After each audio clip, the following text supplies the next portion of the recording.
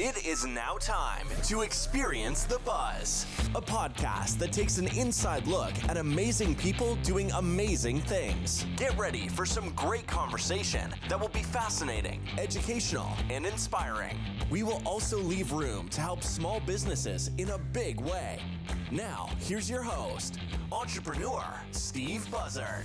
Hello, everyone. Yes, I'm back. I know it's been 2 weeks, but we are back with Experience the Buzz, and we are so glad to have you. Today, it is episode number 92, and we are talking with Blake McCall. That's right. He is the owner of Blake Charles Salon. It was formerly Joseph Cozza Salon.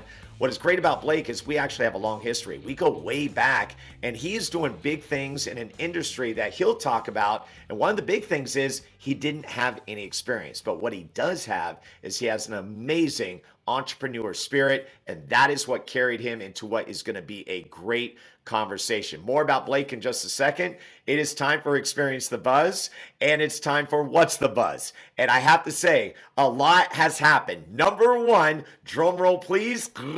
Yes, we've got a granddaughter. That's right. Peyton Michelle was welcomed into the world July 3rd. That's right, about 2 o'clock in the afternoon. And I have to tell you, very surreal, very exciting. And of course, I've had plenty of visits with the young girl that's now over a week old, and she is just doing amazing. I think even more prouder is the fact that as a dad, just seeing one of your children have their first child. That was one thing I told my son Tove about. I said, just be in the moment the whole time, because there is nothing like that moment when you have your first child. And then after that, each child is great. But that first one, you've never experienced that. So there's something very special there, very surreal. And of course, as we talked, he said, yeah, that moment definitely happened for him. And of course, looked at his wife, Bailey, in a whole different way, a whole beautiful way. So we are very proud grandparents. Can't believe it. And yes, I'm going by Papa Buzz. And yes, I know this is the logo for Puma, but for me, it's my logo for Peyton. Okay, so I wear the hat just in honor of Peyton. And if you're wondering, it's Peyton spelled with an E. So P-E-Y-T-O-N. So Peyton Michelle Buzzard, welcome into the world. Very, very excited. Number two, Buzzard Ball. That's right. That's why we haven't had a show for the last 2 weeks, because I've been going nonstop. That's right. So one of my other entities, for those of you listening in, is outside the podcast. One of my first things that I started doing was 27 years ago. I started a basketball camp, started as an after school, or actually a summer program, and we had maybe 20, 30 kids over a 2-week period. Well, this year we are doing record numbers. It's been a lot of fun, a lot of word of mouth advertising, which I'm very proud of. And we have 10 weeks of basketball that we are doing camps in the morning, 9 to noon, and then in the afternoon, 1 to 4. So the Monday through Fridays have been quite busy. Anytime that I get with a guest, I'm like, hey, the only time I have is in the evening. So that's why we've been off for about 2 weeks. So I'm very grateful for Blake making time. So again, Buzzard Ball Summer Camp has been a lot of fun, and it's been a great summer. So those are the two big items in What's the Buzz. And now let's get into our story, our talking story, as we like to call it, with Blake McCall. So we're going to talk about our history, which is a lot of fun, because Blake McCall actually has a connection with Buzzard Ball. But here is a guy that has experience with, building up people. He worked for Caltech. He worked up in Portland, had his own business up there with a couple of other guys. And now he is an owner of not one, but 2 hair salons. One's in San Francisco. The other is Granite Bay, and he has no experience in hair salons. So how did he do it? That's what you're going to find out today. It is Blake McCall, owner of Blake Charles Salon. Welcome and enjoy the talking story.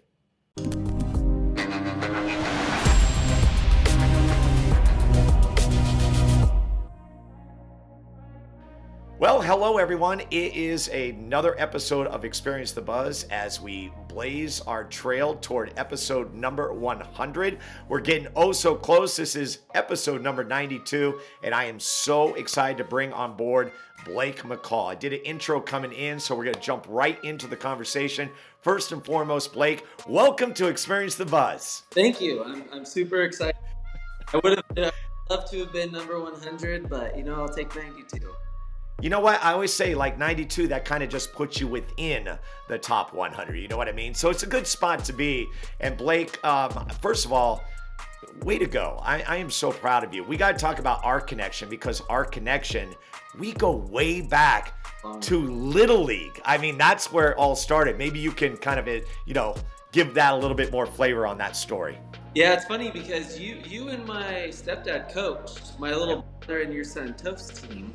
Little League, I think, was T-ball, wasn't it? It was, yes. And the funny thing about that is you coached them, and then I ended up coaching Buzzard ball. My little brother and Toph, I think when they were probably, I don't know, 9, 10 years old, somewhere in there. Because I think I had basketball.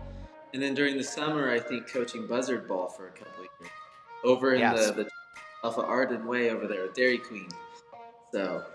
See, and you know what? I had actually forgotten about that, about the Arden Church of the Nazarene. You were a part of that. That was kind of like the level 2 of the Buzzard Ball summer camp, because it started at St. Michael's, and then we moved it over to the carpet gym, as we like to call it. And that's right, you were a part of that gang. That's going old school. Yeah, I used to love getting in there and dunking on all those. Well, don't worry, Blake. I've got plenty of those guys still around that dunking on the little kids. It still goes on. But, with the connection in place, here you are. We're all grown up now, right? And you are doing some big things, the salon business. I have to be honest with you. I'd been tracking what you're doing, just as of recently, but I didn't realize that you'd gotten into this, around 2018, I think is about the year. And the success that you have had has been amazing. Currently, you've got 2 salons. One started down in San Francisco, and now the newest is going to be here in town in Granite Bay. So I don't even know where to start. I mean, maybe just start from the beginning of how you got into this business. It's crazy, because if you would have, so 2018, sort of 4 years ago or so, if you would have asked me 4 years ago and a month beyond that, I would have told you you're crazy. I would never be in this industry. And it just was one of those things that I was looking for something new. I was completely bored. I'd done the exact same thing since, my days back at Caltronics, selling cap copiers, and that carrying over to, starting my own company, doing something similar, and was just really bored and wanted to do something that, I felt gave me a purpose and a direction, and helped me give people like the ability to find their purpose and direction. Never thought it'd be hair salons. Really didn't. Never thought it'd be in San Francisco. But it was kind of a crazy ride, because from the time I found out about, at the time it was called Joseph Cozza Salon, and that it was for sale, and I was literally a week later, I was in there introducing myself to everybody. And it would really happen that quick. And it's been an amazing ride since, and a lot of fun. So fast forward then to December 1st of 2019, I took over a salon that had been there since, I think, 2008, 2010 in Granite Bay, which obviously wasn't the best timing, because it was a salon that was closing down, so it wasn't doing well as it was. And I thought, I know I can turn this around. I kind of looked at the numbers, saw a few areas to save money, and then, do a remodel, grand opening party February of 2020, and then, bam, closed down due to COVID. So, but it was really, for me, I looked at this as quite the challenge of, if I could survive this and somehow, take an already failing salon, make it through COVID, and somehow get on the other side of this, then it was just that's where our competitiveness comes in. You're a competitive, I'm a competitive guy. We don't like to fail, right? So I think that's just the way I looked at it, is with this challenge, and got my competitive flow.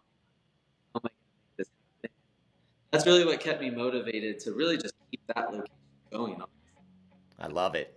I love it. Competitive nature, so. Yeah, and you know what? You did come out on the other side, and I want to make sure I preface this, because Blake just recently was named, here it is, as one of the Business Elite's 40 under 40, not just for the state of California, but for North America. So he just recently went to New York City, and I throw that in there because I know along with probably listeners, are going, okay, how did he make this transition? And not only do it, but then do it very well. Oh, wait, there's COVID thrown in there. So there was a lot of curveballs thrown your way. You get this great recognition. I do want to touch upon that, because that was pretty cool. How did that all come about? I was nominated for this. Honestly, I didn't know a whole lot about it because top 40, like, I have a few salons. I think most people don't, I think, realize the magnitude of the San Francisco salon, or the size, or the amount of people working there. But I just thought, there's a lot of way cooler people out there. And so I get this email about 3 weeks prior to this big gala in New York City at the St. Regis there, and it said, you've been selected. And at first, I thought, okay, I'm familiar with it. I'm familiar with the brand that's putting it on, but like, maybe there's a catch here. Is it just one of those things you pay for, sort of? And it wasn't that at all. And honestly, I think it's probably the award I'm most excited about ever getting. And I don't think it really hit me until I walked in to the Regis for the gala, and met some incredible business people from all over North America who have accomplished amazing things. And so it was I have to say, it was quite the honor. That's cool. So, well, I definitely want to talk more about that, but while we're in the midst of it, I do want to get back to that point, that time when you made that transition from doing a job where you said, hey, I'm bored. You admitted, I'm bored. So what was your preparation in making this shift into salons? Like, in my mind, I'm going, okay, there had to be some research done, because you started with a salon in San Francisco, had the one parallel in Granite Bay. So kind of take me through that moment of shift from, okay, my 9 to 5 to now I'm a full-blown entrepreneur and I'm going to be a hair salon owner. Yeah, so it's funny. I tell this story to people. I knew nothing about the salon industry other than get my hair cut every 5 or 6 weeks or whatever, right? And call the day of hoping the person had an appointment available for me. And that's all I knew, right? I knew people like to get their hair color done, but I show up, and I remember walking down Maiden Lane, which is the name of the street that the salon's on, and it's a historic street in San Francisco, best shopping district in the area. And I'm walking down going, this is pretty cool. Like, just the experience of, and I go, just walking into this salon and just feeling like this history of the place. The salon had been in there since 1985. And I kind of looked at it as what an opportunity to take over what was a staple in San Francisco and look at it from an outsider looking in, and all this experience from sales and marketing and professional development, helping people grow, and take all these things and bring them into the salon world. And I remember literally day one, I walk in, and Joe and Joseph, the previous owners, they had this whole plan for me on teaching me the salon industry, right? And so they start, and I go, no, you guys, we got to take a step back here. I can't even pronounce the products that we sell here. Like, what's this Aristasi in this Shuamura product? Like, I gotta know how to pronounce the stuff that we even carry here, right? So, I was starting fresh in this industry with very little knowledge, but, I was fortunate to have Joe, who was recognized as, one of the top salon owners in the country, as someone from a business standpoint, because it's rare you get a business person running hair salons. It's usually a hair stylist, right, who starts a salon, who's still behind the chair.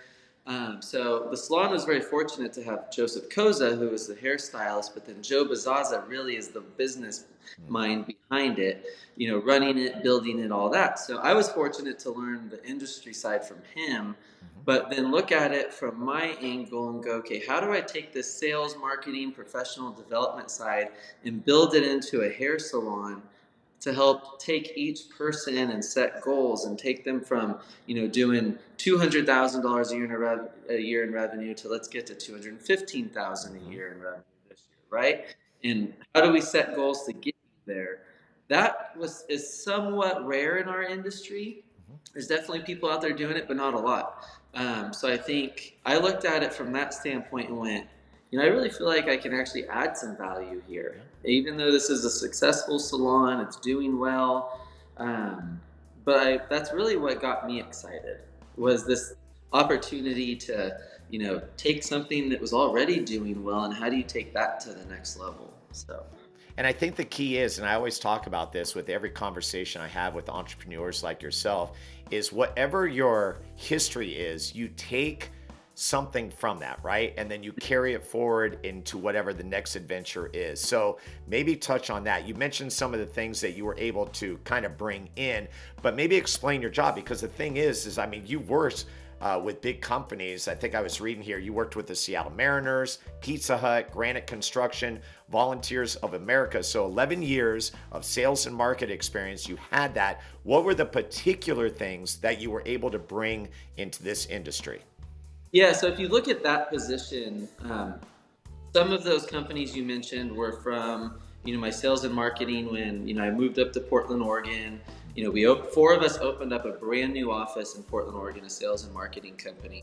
And, one of the four was the owner of the space. Us three were responsible for helping build the sales portion of it and, going out and helping get these clients like the Seattle Mariners and Papa John's Pizza and all these places, and then training people on how to go out and market and sell those. And I think that job really positioned me, I would say more, I don't want to say all work ethic, because a lot of my work ethic, I think, comes from my parents who, I watched build businesses from, literally being poor to watching them become successful.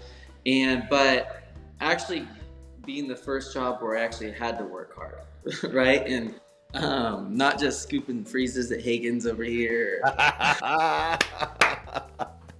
or dunking on kids at Buzzard Ball. Exactly. but, moving forward and working 6 days a week, 12, 14-hour days, helping build this little sales company up in Portland.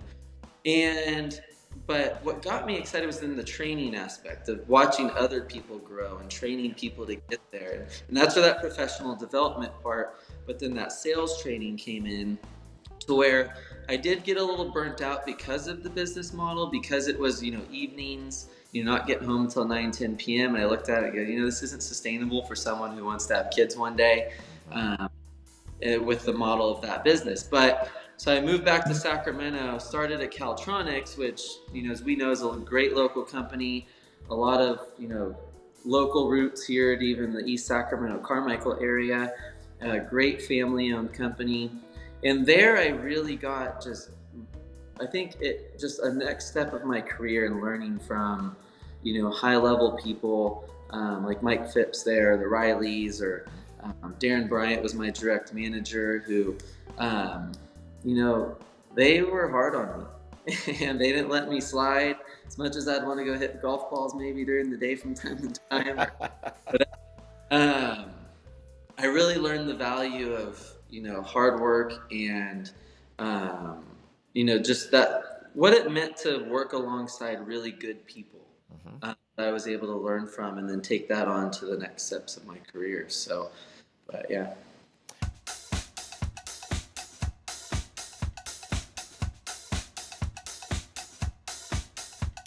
Hope you're enjoying the conversation with Blake McCall, owner of Blake Charles Salon. So good. And of course, there is much more to come. Want to thank my sponsors. So grateful to the 4 sponsors that we have on this program. I want to tell you about 2 of them. Number 1, it's summertime. We're right in the thick of it. 100-degree weather. Little Whale Swim School, located at 4106 El Camino Avenue. Premier swim school in the area, owned by Anya Hall. Her story is actually told right here on Experience the Buzz. She was episode 6. You can check that in the archives. It's always summer at Little Whale. Why? Well, because they have custom-built indoor facilities and they give swim lessons all year long, primarily to young kids, but there are also adult classes as well. And if you're a teenager out there or a college-age student or even beyond college and you're looking for a great job, you can become a coach or an assistant coach. One of the teachers at Little Whale Swim School. You can dial them up at 916-790-5945. You can find them on the web at littlewhaleswim.com. That is also the part where you can find them on Instagram at Little Whale Swim. Lastly, I want to thank Matt, the mortgage guy. His story, Matt Gougé, is told in episode 28. I've got to brag on Matt Gougé. First of all, let me give you the 411, the details. mtmg.com, 916-802-9291. In recent months, Matt and his team have gone from serving locally to now serving nationally.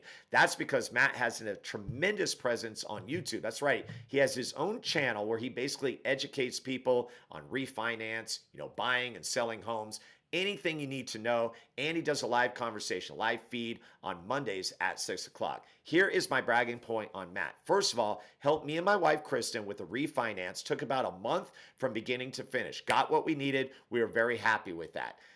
Then check this out. We have been paying loads on, what would it be? It's called, would it be flood insurance? Yeah, flood insurance. We're by a little levee that would never flood, but we are paying an astronomical amount. Well, I got in touch with Matt and his team. They referred me to someone that saved me so much money. Are you ready for this? Saving $1,500 a month on my mortgage. That is no lie. That is truth right there. And that was because Matt and his team was right there to help. So beyond the refinance, I was able to go with them with a simple question, and they led me to the right place. So big thank you to Matt. That's my shout out. Matt, the mortgage guy, Little Whale Swim School, two proud sponsors of right here on Experience the Buzz. Let's get back to our conversation. Here he is, Blake McCall. Like what you hear so far? Make sure you never miss an episode of Experience the Buzz by clicking the subscribe button now. This podcast is made possible by listeners like you. Thank you for your support. It means everything. Now, back to the show. All right, we're speaking with Blake McCall. He is the owner of Blake Charles Salon. You heard it was recently called Joseph Cozza Salon. That's the one down in San Francisco. So you've gone through the name change. You can kind of, on the video side, see it in the background there. Now, Blake has admitted, I say, are you in the salon? He's all, no, not in the salon. I'm actually at my house because the painting that you have behind you, you're going to ship that or move that into the new salon. You're undergoing a remodel right now, which I know is real exciting. Yeah.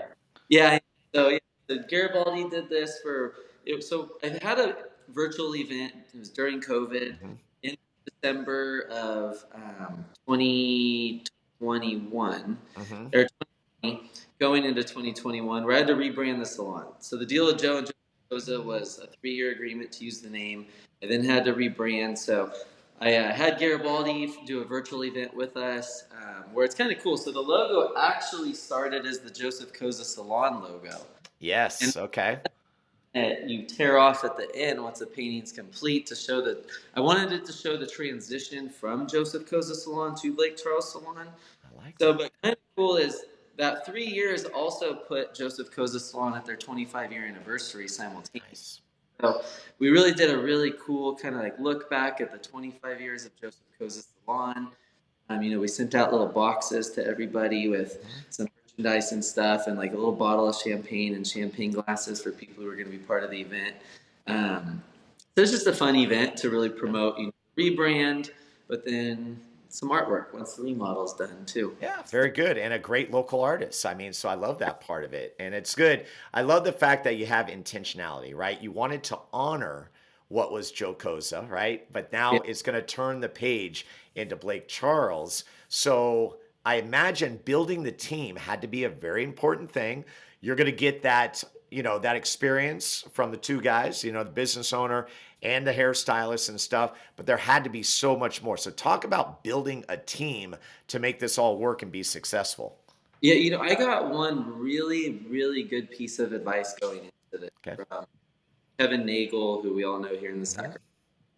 And I was sitting next to him at a friend's wedding, and I kind of told him the situation. I said, hey, do you mind if I get some unsolicited, solicited business advice from you real quick? I just have one question. He said, absolutely. And I said, here's the situation, taking over a salon where, the salon had just announced because they had sold it to somebody, and then the person they sold it to, the deal fell through. They didn't actually have money, the down payment to actually buy the salon. They were trying to find it. Long story short, the lease was ending. The new owners of the building wanted a 5-year minimum renewal on it because they had someone else interested in the space. So Joe and Joseph just said, we're not interested in renewing for 5 years.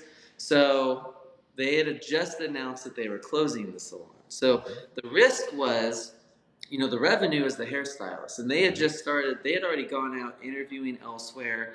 About 10 of the 60 plus people working there had accepted jobs elsewhere, but I knew they were staying on until the end of the year, until the closure, which gave me 2 months to talk them into staying, right? So I asked Kevin. I said, "Hey, what's the first thing you would do going into this space?" And he said, "Blake, the first thing I would do is find out who the leaders are of the salon, get them on your side, and they'll do the rest for you." Boom. And that's exactly what I did. I went in, I said, "Hey, who are the leaders, who are the ones that people look up to here?" And got them on board, got them to sign on, built a rapport with them, and they literally did do the rest because everybody went to them and said, "What do you think of these people? Who's this guy from Sacramento, California, coming in? Zero experience, right?" So there was some hesitation there. And then just through one-on-one meetings with everybody, just giving them an opportunity to, share their concerns with me, and then me start to, ease their concerns and the issues that they maybe had, and just have them give me a shot, right, to come in here and show them what I could do.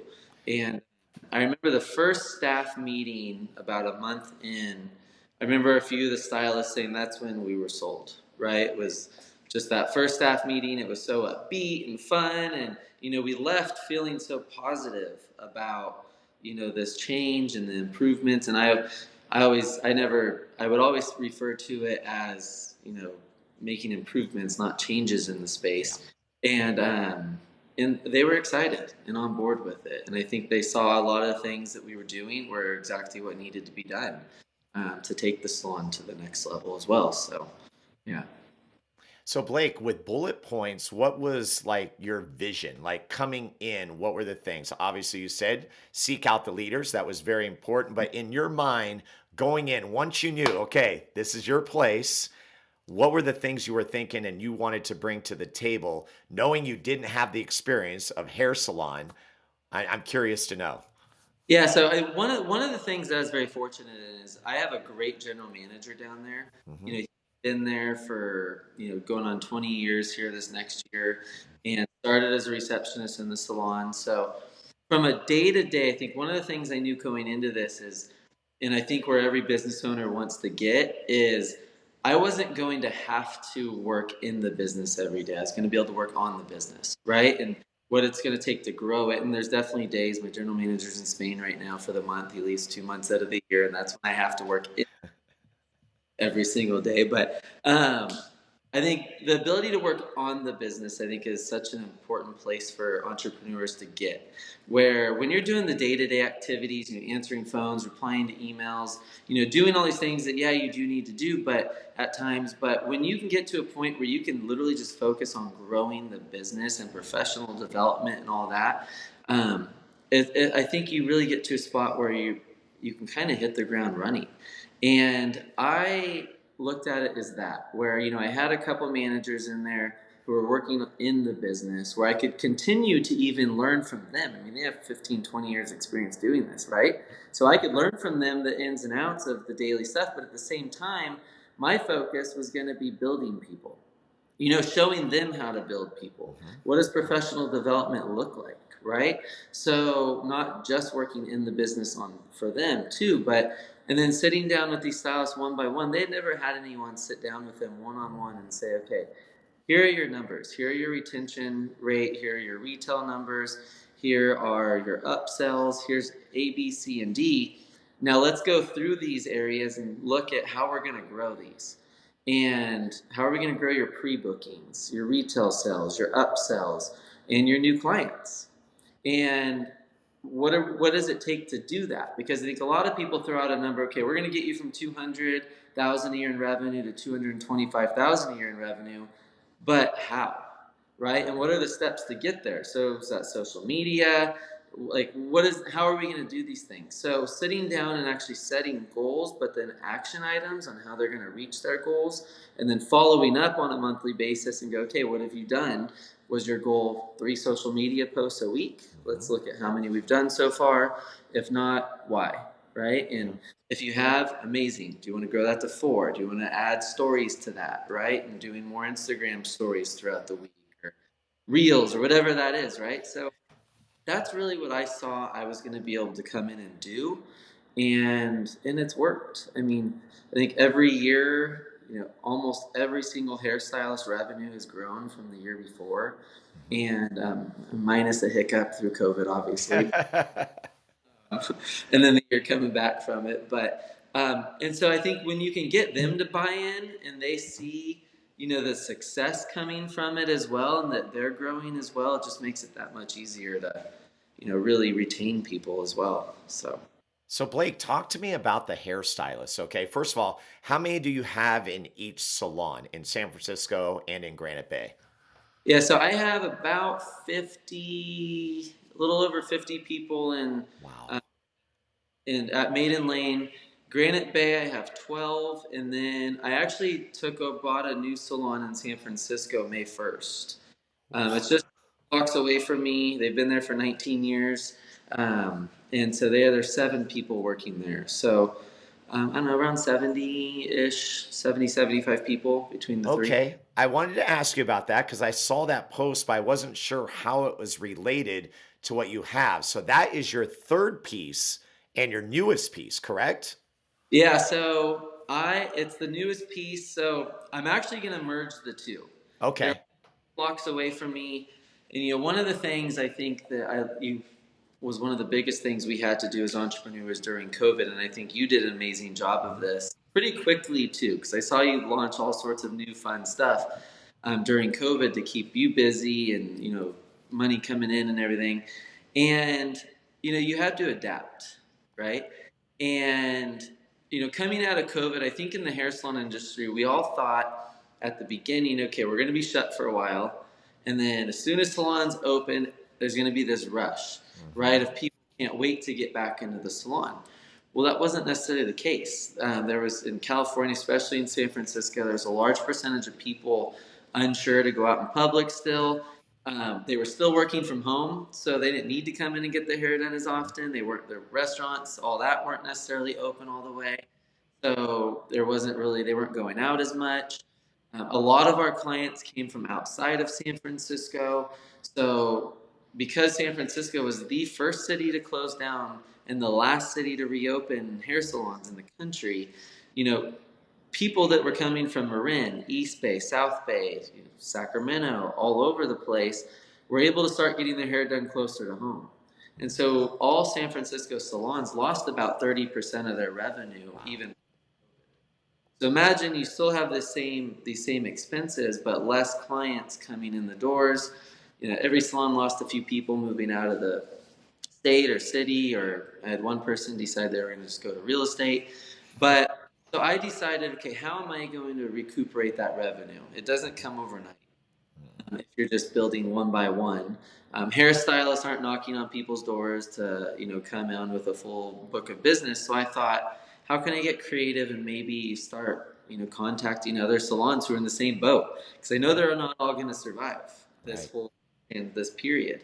So I started reaching out to salons and saying, hey, where are you at in your lease? Why don't we structure a deal that is a win-win for both of us, where we can merge the 2 salons. You can stay on as a hairstylist. You're going to eliminate all the risk that you have right now, and at the same time, I think business owners do have a little bit of an ego to a degree, and I think in the hair industry for sure, nobody wants to shut down, right? So I kind of looked at it and thought, if someone could have the opportunity to sell their business in maybe a unique fashion, keep all their hairstylists, the team together, and then come join a team. I mean, for me, once the remodel's done, they'll move over. And it's just instant revenue overnight was the idea. And that will kind of get me back to that pre-COVID, close to those pre-COVID numbers that we were at a few years back. So. And it was another notable salon, right? Because I remember you featuring that, and they'd been around for years as well. Yeah, so they've been around for 19 years in San Francisco. Mm-hmm. At one point, they had 2 locations. I think one of their locations was 4,500 square feet, so a good, decent-sized salon. When that state law kind of hit a few years back, where they had to, salons at the beginning, they ended up being excluded from it, had to be either independent or commission. You couldn't be a combination of the two. They decided to just get rid of independent contractors and just go to commission-based hairstylists. So they consolidated to one location at that point.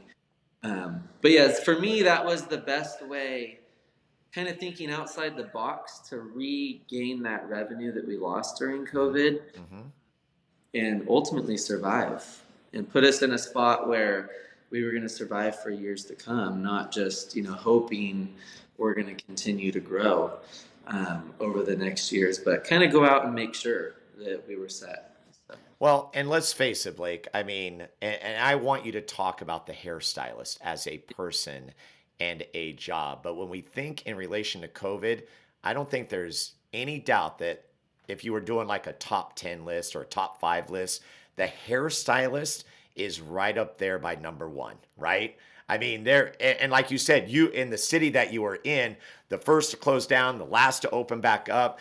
But I remember hairstylists, they were the ones, especially on social media, that were screaming out because there was a lot of inconsistency, right? They were open, they were shut down. They were open, they were shut down.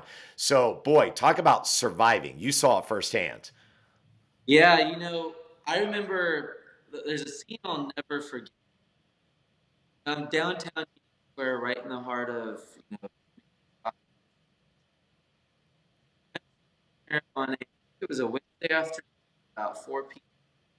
And I'm out on Grant Avenue staring at, Hermes, Fendi, Valentino, and all these windows just boarded up across, and not a single person or car in sight, just me. And it was such an eerie sight to see, literally in a major city, and not one person or car within I don't know how many blocks of me, just me. And I remember thinking, when it's at the beginning, it seemed like, okay, we're not going to be closed for more than a few weeks, right? And then a month passed, and then 2 months passed, and then 3 months passed, and each month that passed, I go, okay, it can't be that much longer. Like, who's going to do this? So, and then, June 1st of 2020, California announces hair salons can open. San Francisco says no. And so Sacramento, Granite Bay opens for a month and a half. And then California announces we're re-shut down again, right? So we had a 6-week period where we were open over the summer. And then you fast forward to, I think it was, September, October, when we reopened again. And then San Francisco reopened. And we were open for not even 2.5 months. And then they shut us down December 12th of 2020 during our busiest 2 weeks of the year, right? Leading into the holiday, and then we're shut down again. And it was just kind of this roller coaster ride where it was, I think the hardest, I always say my biggest job in the salon is creating a culture in which people love being a part of it. And they enjoy coming to work, and they enjoy the people that they work for and that they work with. And it was hard to maintain that throughout COVID because it was so discouraging the entire time, right? And so I think the ability to kind of overcome all that, there's not a salon in town in San Francisco that would have survived if it wasn't for PPP money. It would have been impossible due to high rents and all the expenses that come with being in San Francisco. It wouldn't have happened. So, but yeah. Okay, let's talk about the hairstylists. Just the individuals. Obviously, you have, like you said, about 75. Just talk about them as people. It is such a unique job, right? Because it is that independent contractor, but yet they're in your space. Maybe you can describe that. I know a lot of people will have a better understanding once you kind of give it that flavor. Yeah, so I'm fortunate where the vast majority of mine are commission-based people. I have a handful of independent contractors here in Granite Bay, but I remember literally, I don't know if you know Neil Suhu. He was a Mm. hairstylist in Sacramento. Does a ton of people here in the area. And I went to his salon and saw Irina before the whole Joseph Cozza Blake Charles Salon. And I remember telling him about this salon. And he goes, I know the salon. And he goes, but Blake, you're crazy. And I go, why is that? He goes, do you understand how crazy we are as hairstylists? You want to deal with that amount of them on a daily basis? But for me, I'm a people person, and I think one of the things I quickly grew to love about the industry was all the different personality types in this industry, because it is all across the board. It's an artistic group of people, but I'm very fortunate to have a very professional and talented group of people as well, where you don't find that in every hair salon. Um, and I think that the way we brand ourselves and the way we carry ourselves as a brand and as a company from a professionalism standpoint, we attract to that level of person as well, to where, they're there to do a job. Yeah, you get a little bit of the gossip side of it that people expect in hair salons and the drama, but I'll tell you, we had a lot more drama when I took over that Granite Bay salon with the group we had in there. To where we are now, it's very little drama in there, because we've been able to transition that location over the years and through COVID to really get back to a couple more hairstylists than I started with, but a professional group and talented group of hairstylists.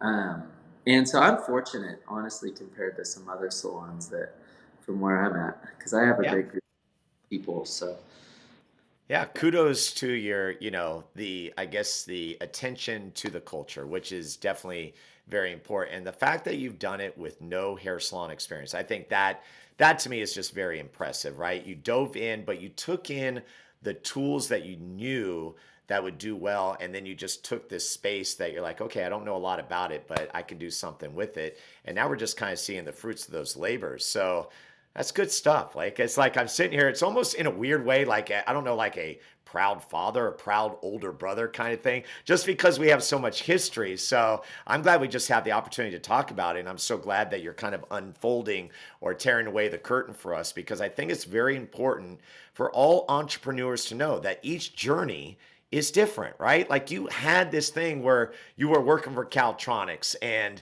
you just had this idea of making that transition. And really, that's how quickly it happens, right? So we talk about entrepreneurship. What are the things like that you could share with others out there? And it doesn't matter what age you are and what idea you have, but what are the things that come to mind for you?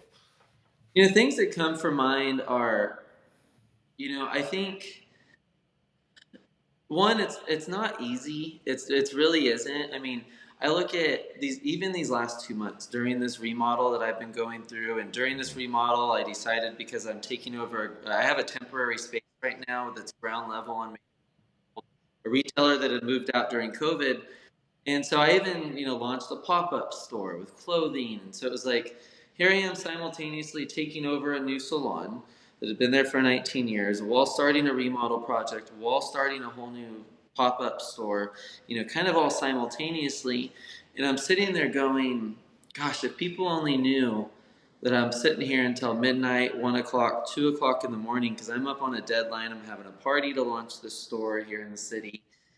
This stuff has to be done. I have, a new salon to set up. And there's days where you wonder, why am I doing this to myself? I think too many people give up in those moments. And, I did it in the nonprofit world, where I would, put on these, golf tournaments or whatever it was. The week or 2 weeks leading up to it, I'm going, why am I doing this to myself? Just the stress and the amount of work and the late nights of, finishing the auction, the programs, and, finishing the design on those so they can get to the printer on time. So I'm up until 3 o'clock in the morning doing that. This pop-up store, working all day until midnight in the store, and then going home and having to finish some emails that I haven't gotten to in 48 hours. And, and, and then and now it's 3 o'clock in the morning, and now I have to be back at 6 a.m., right? And you sit there, and I think so many people give up in those moments when if they just give it a little bit more time and they get through those hard times, they're gonna ultimately, the day that those charity events came and they happened and they were a success, you go, this is why I did that. Yeah. The days where that day came where we had this amazing party and the store, it went off flawless and the store looked great and everything was done in time, and everybody leaves going, that was an amazing event in San Francisco. You go, this is why I did it all, right? And so don't give up.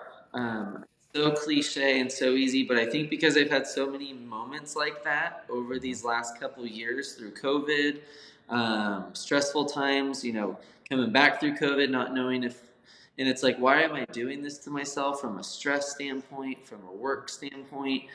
But you have these little moments where if you can focus on the wins as much as you can, the tough times, and just remember those. I think one of the things I've started trying to do more of in this, not only in my walk as a Christian, but because it's so easy, I forget about the positive moments, the things God's done in my life, right? And then you go through these periods and you look back and go, well, what's going on here? Like, right? so, and then, so it's like I'm trying to write things down when they happen more. Small wins and every aspect of life, so I can look back and go, you know what, no, like here's all the great things that have happened to me and all these key moments that I forget about during maybe some harder times. But so I'm definitely working on journaling more, so anytime I'm having these doubtful moments, I can go back and go, no, like remember all these good times that came from them. And I know right now it's like I'm putting all this work in and I'm going to see the benefits a month or 2 months from now when the remodel's done. So that's one of them, is because you are going to face hard times. And too many people give up when they hit those moments rather than pushing through them. And if you can push through them, you're going to end up making it out on the other side. All right. And entrepreneurs, so that means don't give up and maybe a little bit more journaling. I do like that because I think, like you said, when you're in the thick of it, it's easy to kind of focus in on the bad things. It's interesting because as you're talking, I'm thinking of my basketball camp, which is is in its 26th year right now. And we did something this year that we've never done before. And we're running doubles. We're running morning and afternoon, and we're doing it for 10 weeks. I never would have done that 5-10 years ago, because I remember 5-10 years ago, I was satisfied being in that space of having, what I thought was a good camp, run it in the mornings. I get my afternoons. But you know what? COVID kind of changed that, because after COVID, I saw families with a need and they wanted to get their kids out. So I flipped a switch and I said, you know what? We're going for it. And it's hard because I know I need to step away. I know I need to give more duties to my two boys and my daughter and whoever's working for me. But I had to admit, Blake, like I still love it. And I think that's an important piece too, right? You got to love what you do. Yeah, it's funny you said that. I was literally thinking about it in the shower this morning where there's definitely those moments that you definitely see more, maybe old school mindset. You see some, maybe my grandpa or whatever, where I don't know that he actually loved what he did, but it's what he knew because of what his family did. And so it's just, you just do it, right? Because it's what puts on the table, where it makes life so much more enjoyable when you're doing what you love to do. For me, it's not hair salons, it's professional development, right? Building something. So whether it's a hair salon or something else, it's just, I find my purpose is professional development and helping people grow. And as long as I'm focusing in on that, then it's enjoyable for me, right? It's those moments and it's those times where you see them succeeding and hitting their goals and doing all these things that we've spent the last year on, where it's the best reward, right? So for me, it's like that's what makes me happy. That's what I enjoy doing. Yeah. And if you can, find something that you love doing, whether that's, my real dad loves working on cars, right? Like if he'd be a happy mechanic. He really would. So it's like, if that finds him joy, great. But I'd say, one of the other things, going back to what you asked me, is my biggest struggles at the Granite Bay Salon were not having the right people in place. And I think as entrepreneurs start to grow, and what the growing pains I was kind of going through there was, I ended up having to be in the business so much more than I had ever anticipated from the beginning, where I wanted to come in and do the same thing, right? But if you don't have the right people in place, I mean, it makes all the difference for me from, how your business is run on a daily basis, especially when you get to a point where you have multiple locations, because you can only be in, one location so much. And, Granite Bay was that for me, where until I found who my general manager is there now, it was a challenge the entire time. And it was those moments where I'm going, why am I putting myself through all this for nothing? Right? Like, this is just to get by month to month at this point because of COVID and the fact that I took over a failing salon in the first place. And, once I finally found that person and that came in, it made all the difference, not only from, my stress levels and me knowing that if I need to be in San Francisco for 2 straight weeks from a work standpoint, and then, I'm juggling kids with that. And I know she's got it, right? So I don't have to stress about it so much. And especially as you grow to those multiple locations, you're only as good as the people you have. Absolutely. And that's been, night and day for me. Such a huge difference for Granite Bay was finding the right people in there.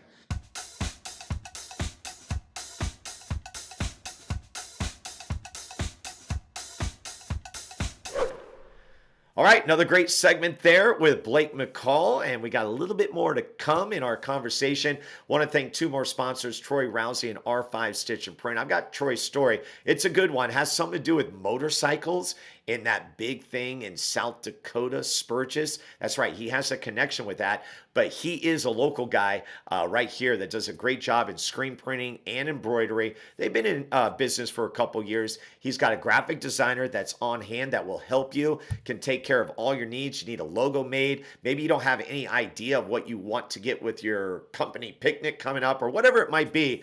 They are there to help you. In fact, R5 will put together kind of a visual for you of things that you could get with your logo on it. So don't despair. Go to r5print.com. Dial them up at 916-454-3773. I believe their graphic design, her name is Grace. She is tremendous. She's helped me on a couple of things, so I'm very grateful for Troy and his work at R5 Stitch and Print. And then finally, Pit Boss Jerky. Joe Green finally got me some of that great beef jerky. That's right. Joe Green is local and has 13 flavors. The newest flavor is White Bulls Barbecue. We have one named after this program called Experience the Buzz. We also have Island Teriyaki. Those are the 3 latest flavors. One of my favorites, one of original favorites, was Raspberry Apple Chipotle. So I named off 4 and there's 9 others. How can you get your hands on some of this great beef jerky? Well, right now you can call and get on the order board. It is actually a direct connection to Joe Green, who is featured in episode 26. Yes, we tell his story. He is at 916-769-6807. You can order, you can pay, and get it delivered, or you can pick up. Very, very simple. Good stuff. So big thank you to Pit Boss Jerky, R5 Stitch and Print. Now let's get to the final piece of my conversation with Blake McCall. Like what you hear so far? Make sure you never miss an episode of Experience the Buzz by clicking the subscribe button now. This podcast is made possible by listeners like you. Thank you for your support. It means everything. Now, back to the show. Big questions for you, Blake, as we get to the tail end of what has been a great conversation. I think everybody wants to know, including myself, the big differences between a hair salon in Granite Bay and a hair salon in San Francisco with a guy from Sacramento. It's funny. People come when my friends come down to San Francisco and they see the salon, I think they go, gosh, we were picturing a salon with 6, 7, 8 chairs, not this. It's a 9,000 square foot space with hair and makeup and skincare and nails and waxing, and I mean it's an operation. And so you don't necessarily find that in smaller cities. For one, you do find that in New York, LA, some other bigger cities, to that degree, but it's a little more relaxed here for sure. My manager Michelle in Granite Bay came down to San Francisco for the first time. I needed her help, when I was launching the pop-up store, and she walks in and after 2 days she goes, "Blake, I get it now." I go, "What do you mean?" She goes, "I see what you have to go through on a daily basis. And it's just how fast paced it is. Yeah. It's just, there's always clients checking in. The phone's always ringing. Pre-COVID, I had 6 full-time receptionists down there, just full-time phones and checking clients in and out. It's just nonstop. Where, in a salon here, you walk in and you might have a client coming in, walking in the door every, 30 minutes, 20 minutes or so. It's just nonstop down there. It's a really fast-paced, fun environment, though. I think one of the things that people talk about most down there is just the energy in the space.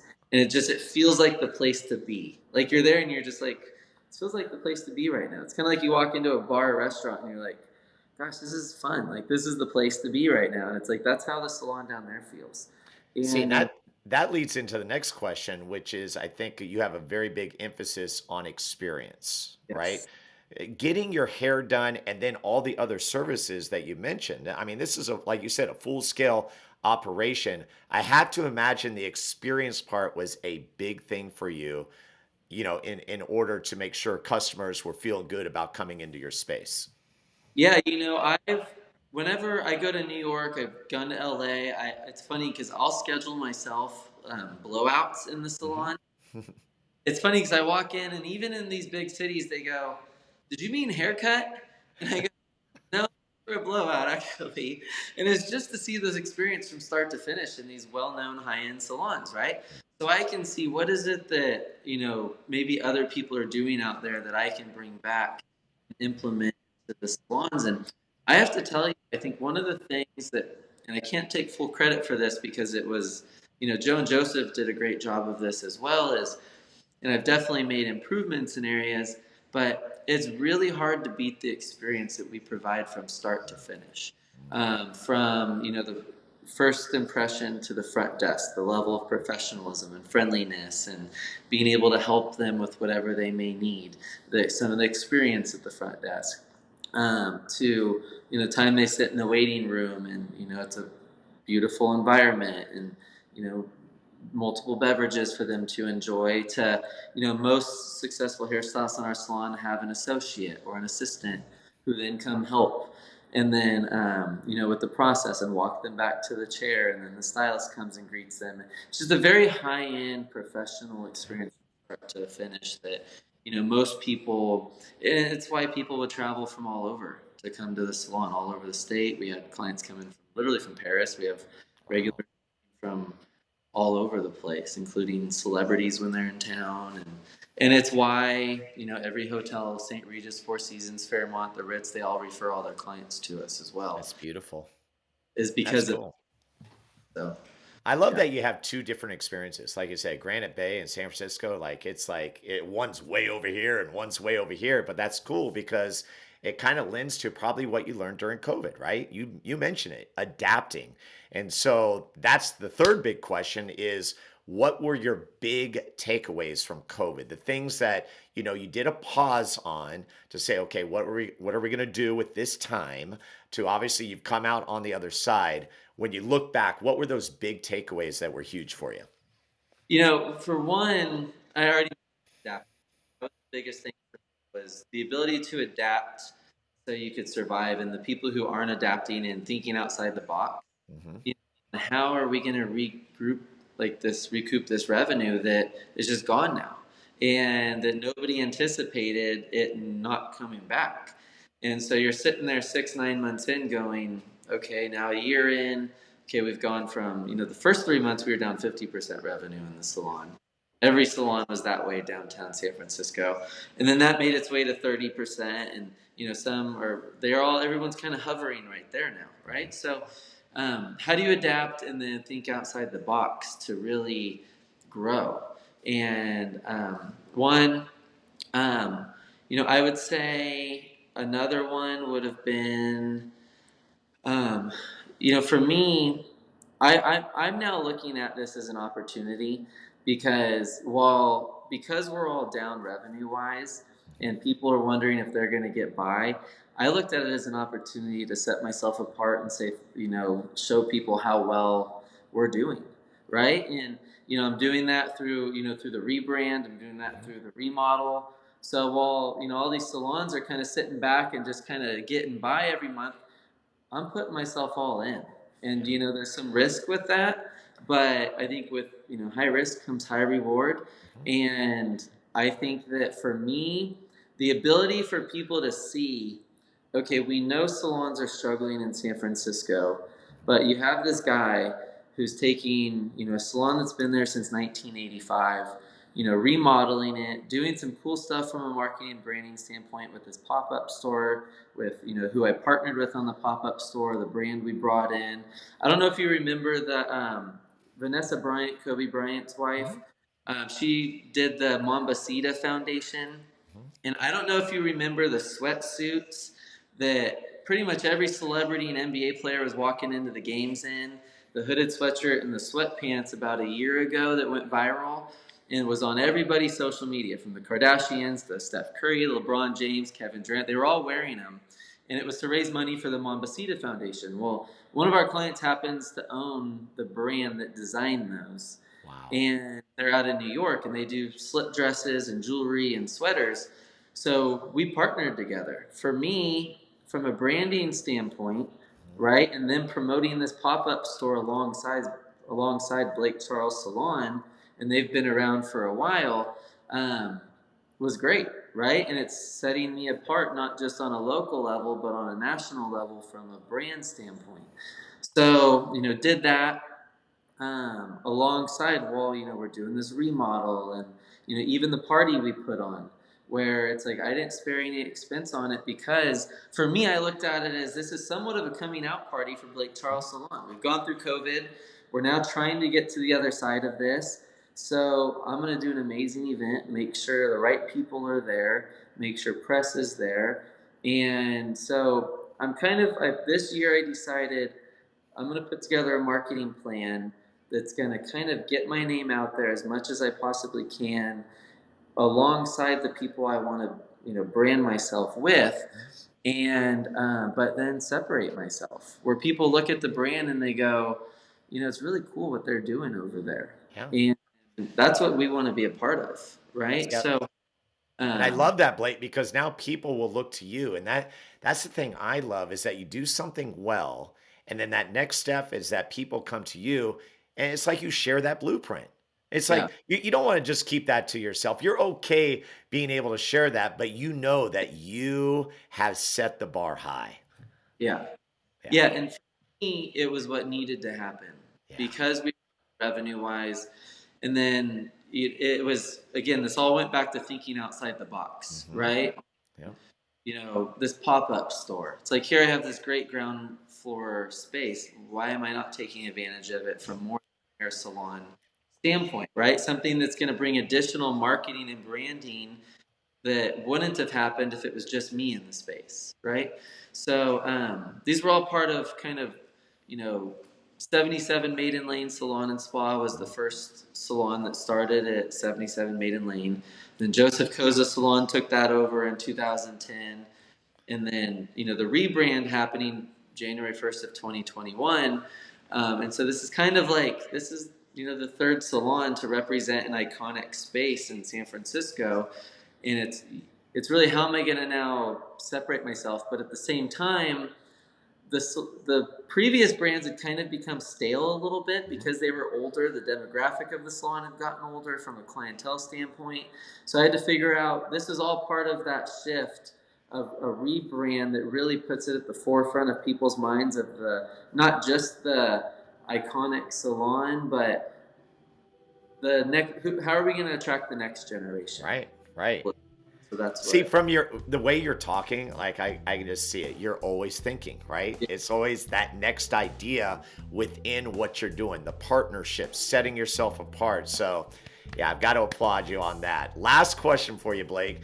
We mentioned the big award that you got in New York, but I know there's no bigger award than being a dad. So I had to finish out with your girls. Didn't mention them to this point, but we love your girls, and dad life, I know you're good at it.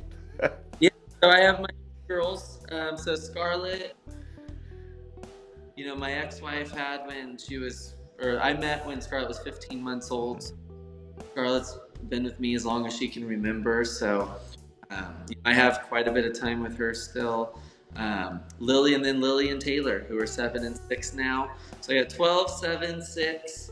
They're all a bunch of firecrackers. Championships coming up, so we're excited about that. Scarlett's quite the swimmer. Lily's turned into a little swimmer. Lily's actually a good little basketball player. Nice.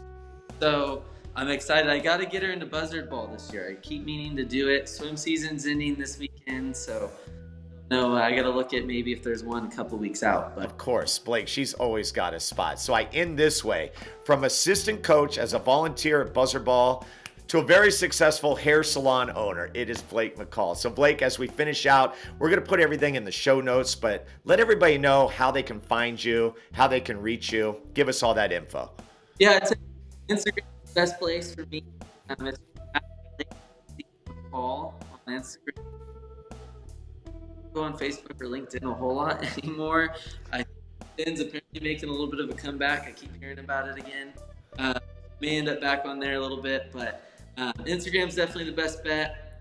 Or you can go online to our websites at BlakeCharlesSalons.com. That would work as well. So. Well, Blake, I have to say, what a great conversation. Thank you for the insight. And of course, again, as a friend and having this long history, just very proud of you. You've done great. Thank you, Steve. I really appreciate you having me on. It's been super fun. I'll see you at Buzzard Ball in a couple weeks. I love it. I love it. We'll take a break and come back with some final thoughts. Don't go anywhere. Well, there you have it. I think that is a great entrepreneur story. Okay. The piece I love best about Blake McCall is he had no experience going into the industry, which he has made a success.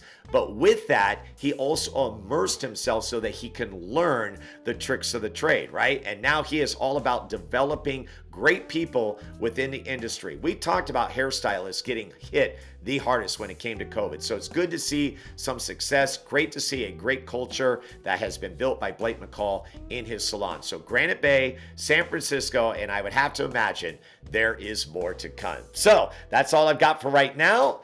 Talk to you next time. Goodbye, everyone. Thank you for joining Steve this week on Experience the Buzz. Steve would love to hear from you. Leave a review or contact Steve directly with any questions at scbuzzard@gmail.com. To see the other adventures of Steve Buzzard, be sure to visit buzzardball.com.